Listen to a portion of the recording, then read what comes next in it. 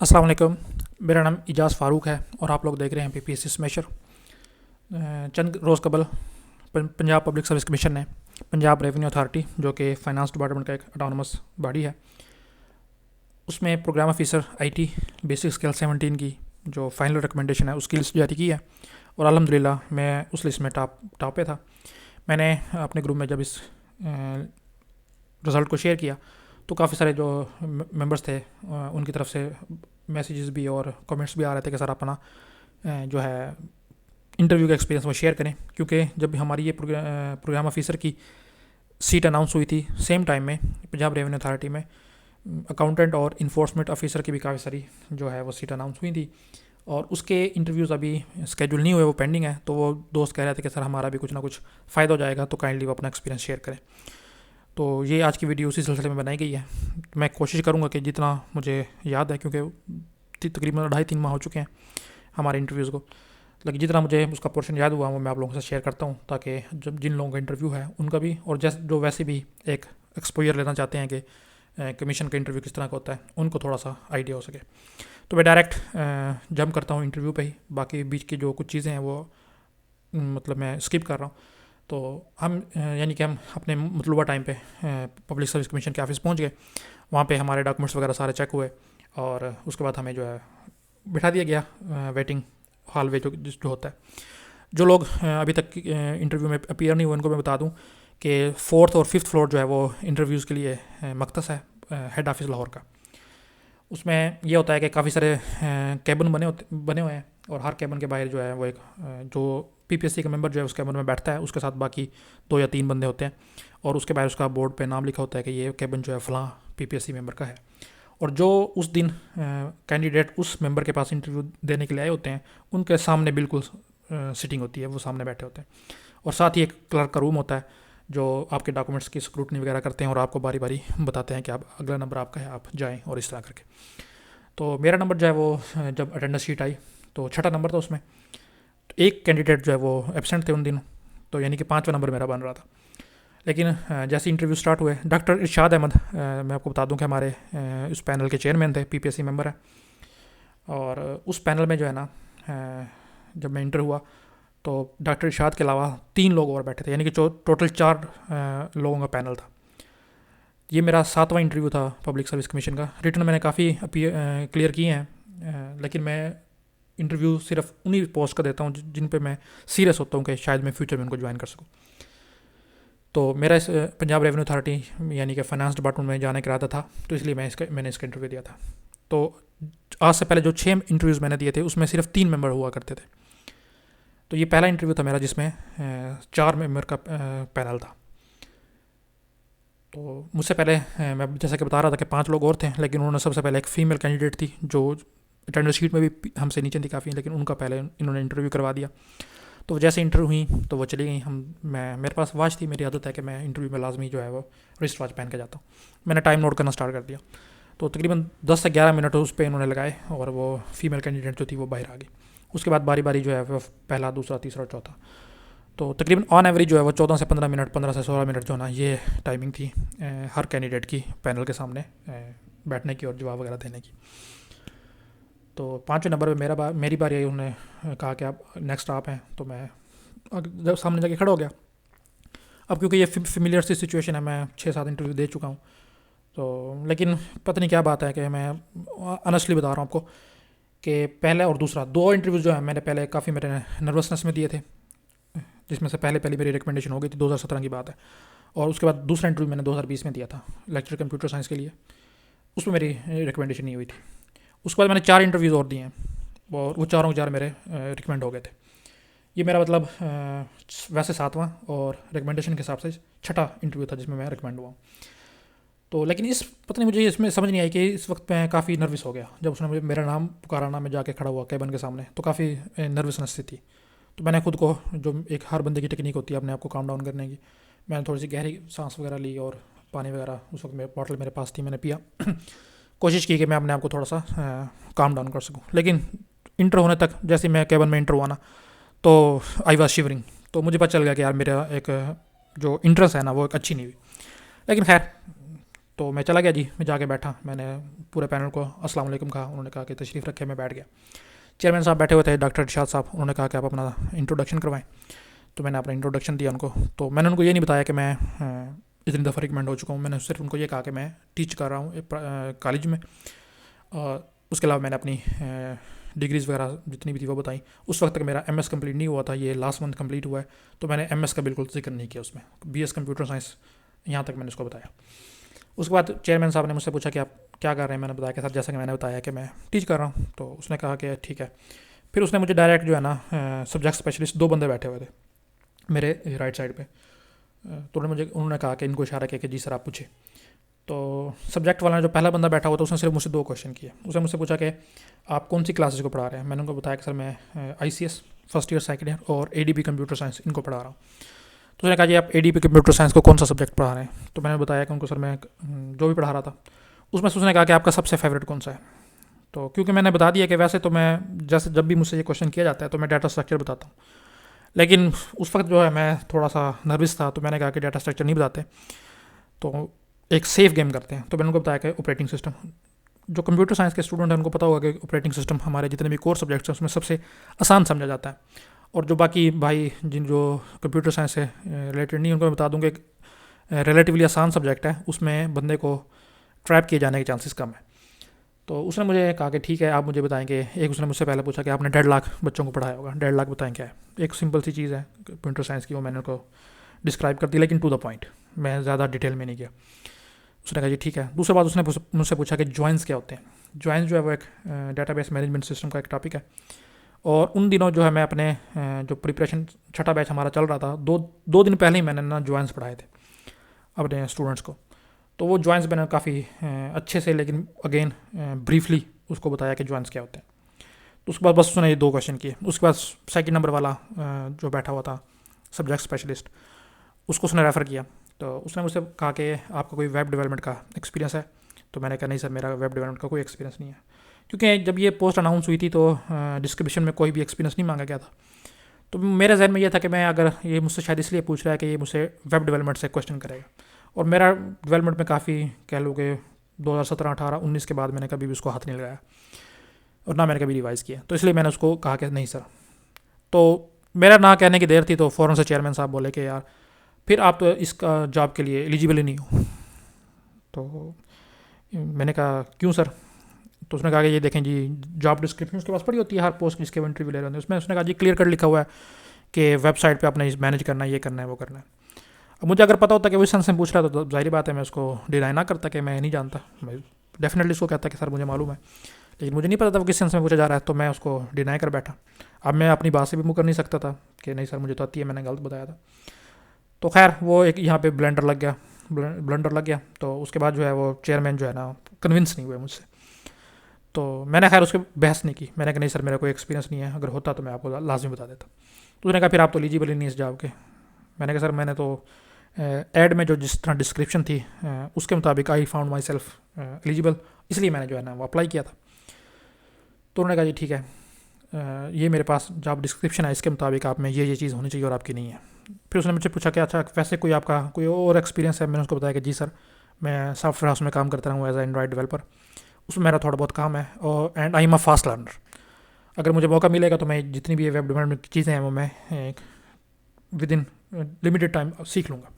तो मैंने थोड़ा सा उनको अश्योर करवाने की कोशिश की कि सर मैं इस चीज़ को टैकल कर सकता हूँ अगर मुझे कोई चीज़ नहीं भी आ रही। खैर दूसरा जो मेरे पास था जो बैठा हुआ था सब्जेक्ट स्पेशलिस्ट, उसने भी 1 या 2 ही क्वेश्चन किया। उसने एक मुझे सी प्लस प्लस प्रोग्रामिंग में से पूछा पॉलीमॉर्फिज्म का, कि पॉलीमॉर्फिज्म क्या होती है।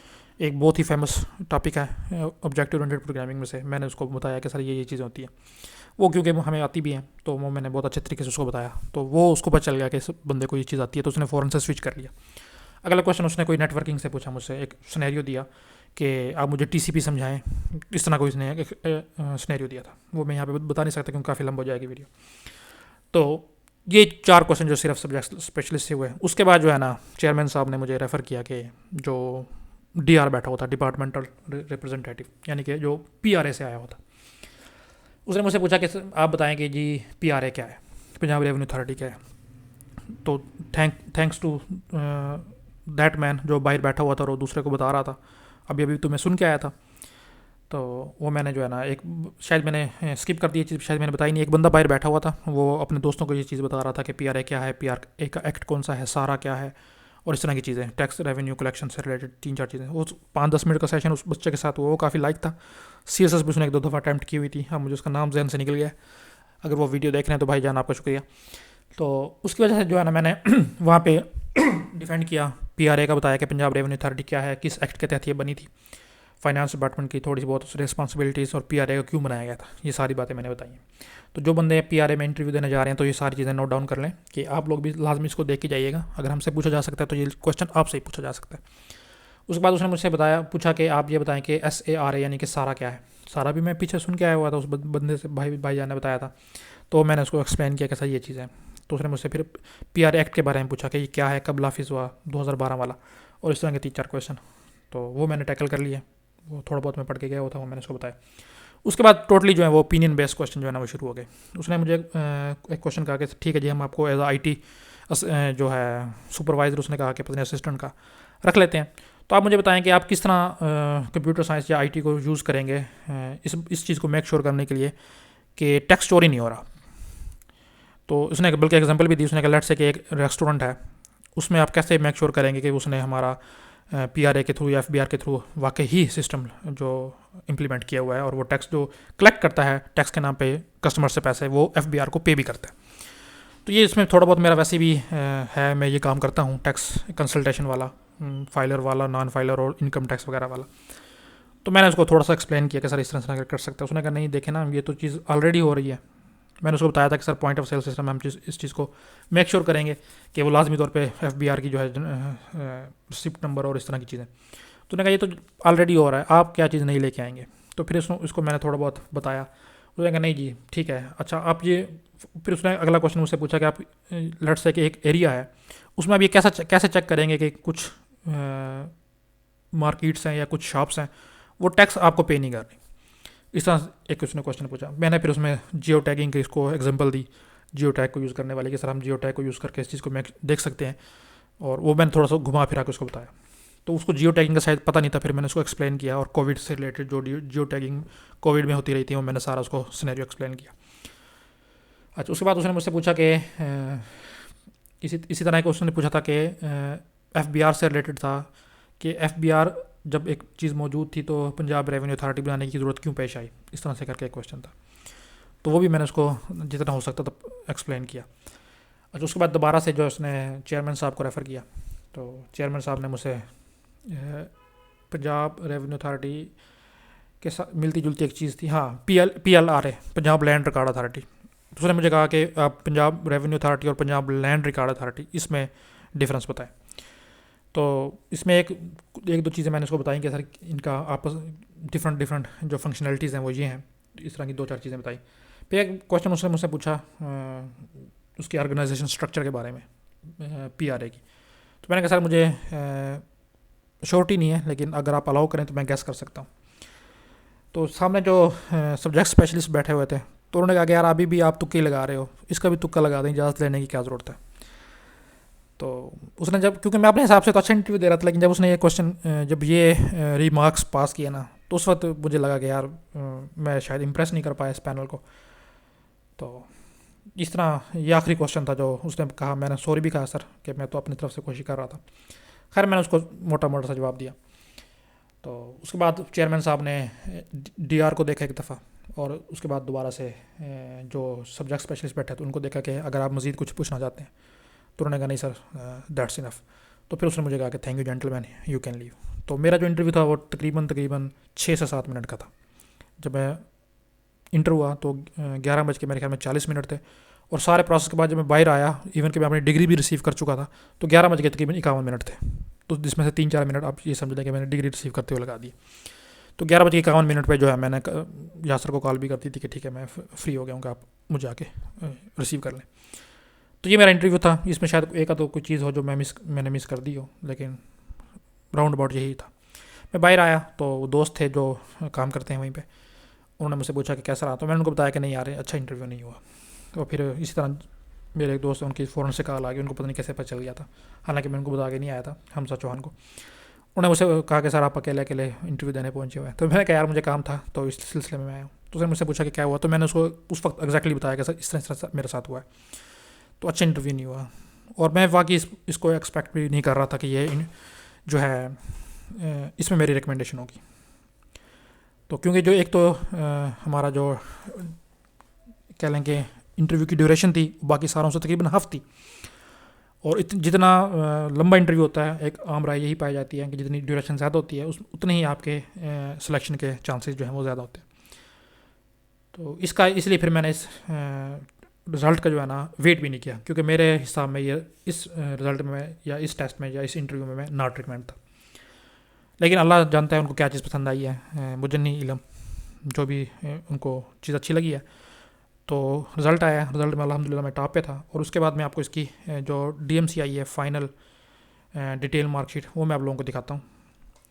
इससे पहले मैं आपको एक बात बता दूं कि मेरी जो पर्सनल बेस्ट थी इंटरव्यू में वो 86 मार्क्स थी, जो कि मेरा कंप्यूटर इंस्ट्रक्टर 2017 में था। 86 मार्क्स मैंने उसमें अचीव किए थे। उसके बाद मैंने कभी भी 80 वाला जो कह लें कि लाइन है वो क्रॉस नहीं की थी। बल्कि एक जो लेक्चर कंप्यूटर साइंस में मैं रिकमेंड हुआ हूँ उसमें तो मेरे 68 मार्क्स थे इंटरव्यू में, लेकिन उसके बावजूद मैं रिकमेंड हो गया था। और यही 70, 74 और इसके बीच में मैं रहा। लेकिन इस दफ़ा जो है ना अल्लाह ताला ने बड़ा करम किया है। मैं आप लोगों को डिटेल मार्कशीट दिखा भी देता हूँ, तो आप यहाँ पे देखिएगा। तो ये मेरी DMC है, यानी कि डिटेल मार्कशीट। इसमें आप लोग देख सकते हैं कि जैसा कि मैंने बताया था कि अच्छा, इसका मैं एक तो बता दूँ कि मैंने ग्रुप में शेयर किया तो लोग कह रहे थे कि 50 के नंबर के साथ इस बंदे ने कैसे जो है ना वो रिटर्न क्वालिफाई कर लिया। वो शायद मुझे जो है ना 1 GK के या 1 पेपर MCQs वाले टेस्ट के हिसाब से देख रहा था, जिसका मेरिट 70 और 80 के बीच में होता है। ये जो सीट थी इसमें जो है काफ़ी कह लेंगे 4-5 फील्ड से लोग अप्लाई कर सकते थे, कंप्यूटर साइंस, इलेक्ट्रॉनिक्स, इलेक्ट्रिकल और टेलीकॉम।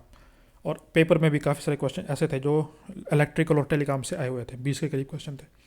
तो इस सीट का जो मेरिट था, जो रिटर्न का मेरिट था, वो 47 पॉइंट समथिंग के पे स्टॉप हुआ था, और मेरे 51.75 मार्क्स थे, यानी कि मेरे सिर्फ 4 मार्क्स रहते हैं जो क्लोजिंग मेरिट था। और ये एकेडमिक्स मार्क्स हैं। इसका जो नया फार्मूला आया है उसके मुताबिक पहले हमारे 37 बनते थे, अब 32.2 बनते हैं। और इसके बाद ये जो है इंटरव्यू के मार्क्स हैं 88। तो जैसे मैंने बताया कि पहले मेरी पर्सनल बेस्ट जो थी वो 86 मार्क्स थी, इस दफ़ा अल्लाह ताला के हुक्म से मैंने उसको क्रॉस कर दिया। 88 जो है वो मार्क्स मेरे इस इंटरव्यू में अचीव किए। तो ये मेरा इंटरव्यू था। इंटरव्यू का एक्सपीरियंस मैंने आपको बता दिया है जैसा भी था। अच्छा हाँ, एक मैं ड्रेसिंग के बारे में बता दूँ कि कुछ लोग पूछ रहे थे सर ड्रेसिंग कैसी होनी चाहिए थी। तो यार ड्रेसिंग जो है ना आप अच्छी रखो। वो एक बच्चा मुझसे पूछ रहा था कि सर मैं शलवार कमीज़ के साथ ऊपर वेस्ट कोट डाल के जाऊँ। भाई क्यों डाल के जाओ यार, एक फार्मल ड्रेस में जाओ ना आप। ठीक है आप जा सकते हो, इसमें कोई मसला नहीं है। लोग सेलेक्ट भी हुए हैं जिन्होंने इस तरह की ड्रेसिंग की हुई है और वो सिलेक्ट होके भी आए हैं, ठीक है। लेकिन यार अपनी ड्रेसिंग जो अच्छी रखो, और ज़्यादा नहीं, आप सिर्फ यार 2 पीस ले लो, पैंट कोट ले लो और साथ टाई लगा लो अच्छी सी, और अच्छे से जो है ना शूज़ खास तौर पे जो है ना आपने अच्छे डालने हैं, जितने अच्छे हो सकते हैं शूज़ पे जितना खर्चा हो सकता है आप लोग करो, शूज़ अच्छे पहनो। और पैंट कोट जो है अगर किसी से मांगा हुआ भी है और आपके नाप के मुताबिक है तो चल जाएगा, लेकिन शूज़ आपने अपने अच्छे लेने हैं, और हो सकता है तो न्यू परचेज़ करके जाओ। तो ड्रेसिंग पे ना कंप्रोमाइज़ करना, ये शलवार कमीज़ और वेस्ट कोट। अब एक यार फार्मल मीटिंग है, फार्मल इंटरव्यू है, आगे 21वें 22वें ग्रेड से कोई चीफ सेक्रेटरी रिटायर हुआ है, कोई किस महकमे से रिटायर हुआ है, कोई ब्रिगेडियर है, कोई मेजर जनरल है, इतने आला पाए के लोग बैठे हुए हैं। और वो जब सब कुछ को क्लियर कर लेने के बाद भी आपके सामने एक फार्मल ड्रेस में बैठे हैं, पैंट कोट लगा के और टाई लगा के, तो आप क्यों नहीं बैठ सकते। तो मेरी यही मशवरा है आप लोगों को कि अच्छी ड्रेसिंग खासतौर पर पैंट कोट पहन के जाएँ और साथ टाई लगा के। बाकी आप लोगों की अपनी मर्ज़ी है जिसमें आप अपने को कंफर्टेबल फील करते हैं। तो ये मेरा कंप्लीट एक्सपीरियंस था इस इंटरव्यू का।